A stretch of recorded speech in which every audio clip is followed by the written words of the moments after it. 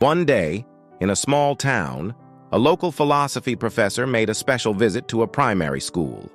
On the day of his visit, he arrived in a classroom with a large empty glass jar tucked under his arm.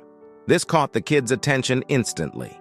He placed it on the table in front of everyone, and then, from under the table, he brought out a pile of large stones, each about the size of a fist.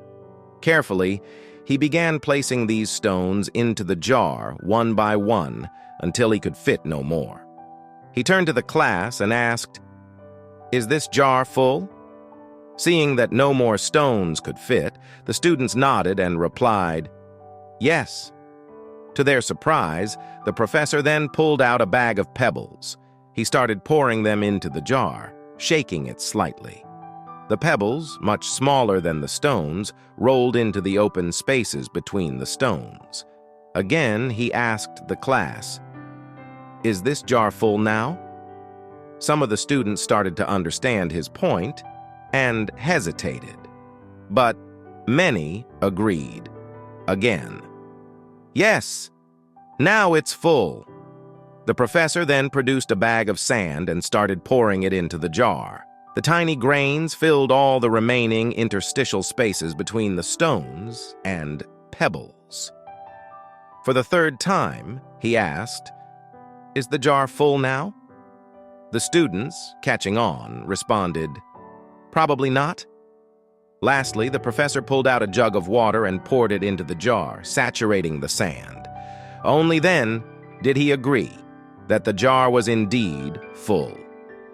He looked at his students and explained, "I want you to realize that this jar signifies your life.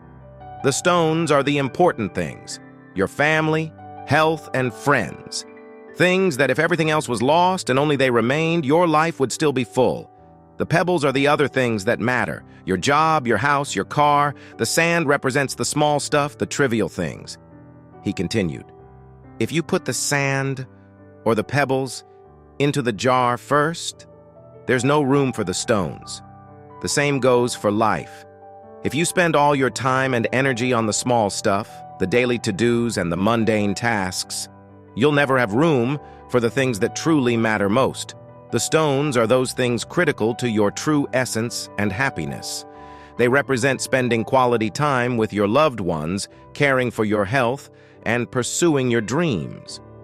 If you don't prioritize these, you may find at the end that you've left out the most important parts of your life." He then concluded powerfully, "Make sure you put the stones in first. They are your foundation, your main pillars. They are your family, your health, your dreams. Don't let the pebbles or the sand, the secondary tasks, the routine, the trivialities, take precedence over them. At the end of your journey, it is the stones that will weigh the most in your jar of life, defining its value and meaning. Let your life be driven by the things that enrich your spirit, that fulfill your soul, and that matter the most. The rest is just pebbles and sand." As the professor concluded his speech, a thoughtful student raised her hand and asked, "But professor, what about the water? Where does that fit into our lives?" The professor smiled at her insightful question and responded, "Oh, the water?